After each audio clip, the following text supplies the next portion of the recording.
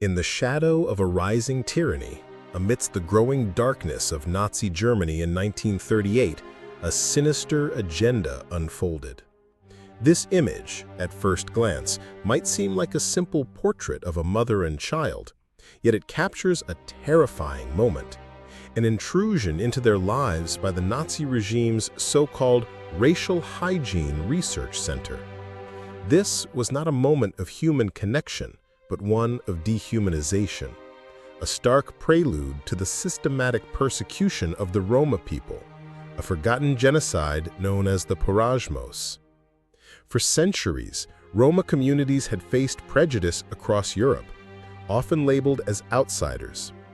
Now, in Germany, this deep-seated bias was weaponized by a regime obsessed with racial purity, transforming ancient prejudice into a scientific-looking program of extermination. The investigation this mother and child endured was part of a meticulously orchestrated campaign spearheaded by figures like Eva Justin. Here, she sits clipboard in hand, interrogating a Roma woman about her family history. Justin, a psychologist and a key researcher for the Nazi Racial Hygiene Unit, meticulously documented family trees, seeking to uncover what the Nazis deemed inheritable criminality or asociality.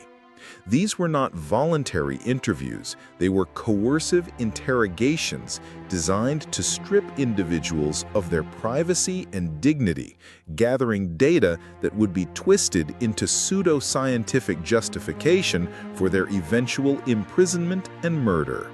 The Nazis' goal was to diagnose and eradicate what they called gypsy blood, reducing an entire people to a biological problem to be solved.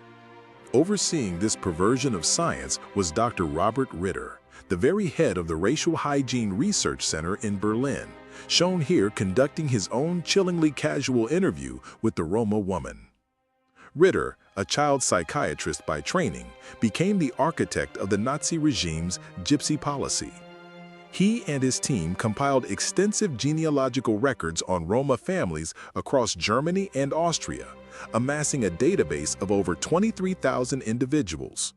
His research concluded that Roma were inherently primitive and asocial due to their supposed racial nature, thus providing the twisted pseudo-scientific basis for their segregation, forced sterilization, and ultimately their extermination. Every answer given in these interviews, every piece of personal history shared became a nail in their coffins. The invasiveness of this research extended far beyond mere interviews. Dr. Ritter, a central figure in Nazi racial pseudoscience, is seen here forcibly taking a blood sample from a Roma woman.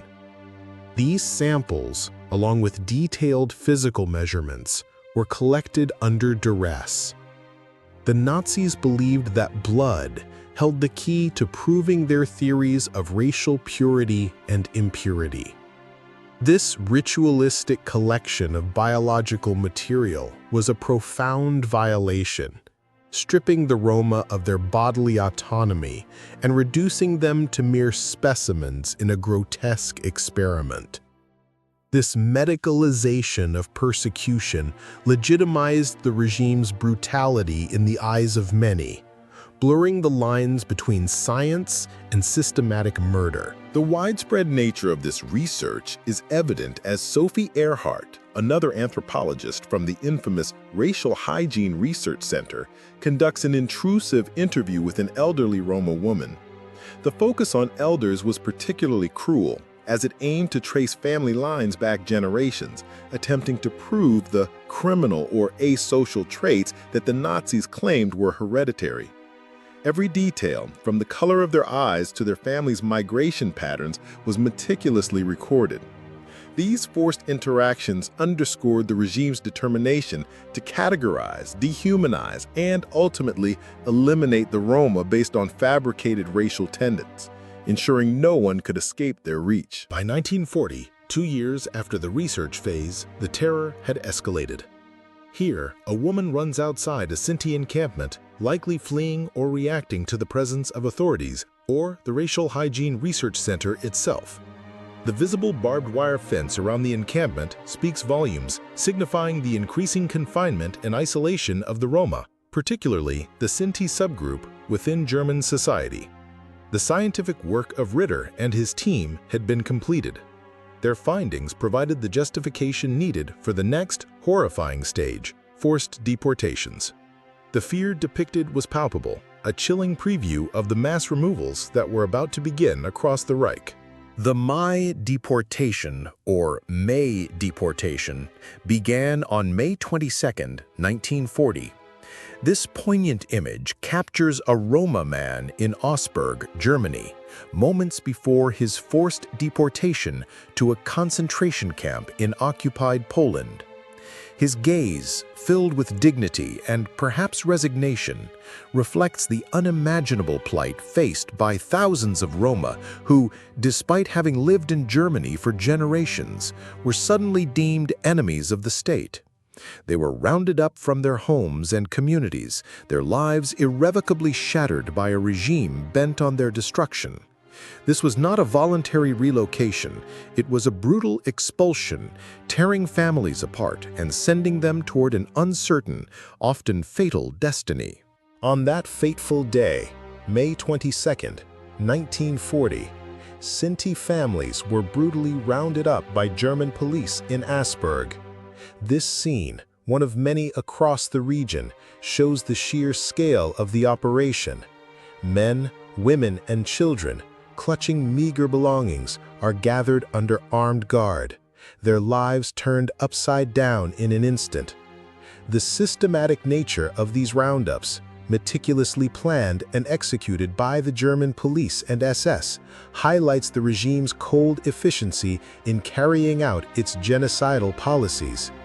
This was the beginning of a long, agonizing journey, marking the systematic removal of the Roma from their homes and their native land. Once rounded up, Sinti individuals were forced to march through the streets of Augsburg, a public spectacle of humiliation and despair, en route to Hohenasperg prison. This image captures the long, somber procession, a testament to the thousands of lives uprooted. The very public nature of this march served to normalize the persecution in the eyes of onlookers, isolating the victims further. Hohenasperg prison, perched atop a hill, became a temporary holding facility, a bleak waypoint on the road to the concentration camps in Poland. For those forced to walk, every step was a descent into an unknown and terrifying future. Within the confines of Hohenasperg prison's courtyard, Sinti captives gathered, awaiting their impending deportation to concentration camps in occupied Poland.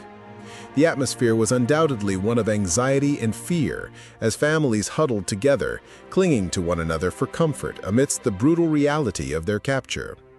The meticulous planning involved in coordinating these mass arrests and the use of a prison as a central collection point underscored the systematic, state-sponsored nature of the persecution.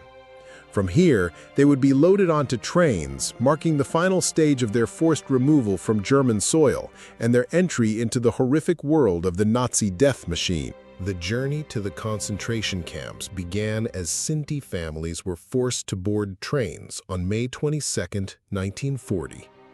Jammed into passenger carriages, sometimes freight cars, they looked out, perhaps with a last glimpse of their homeland or a bewildered stare into the unknown.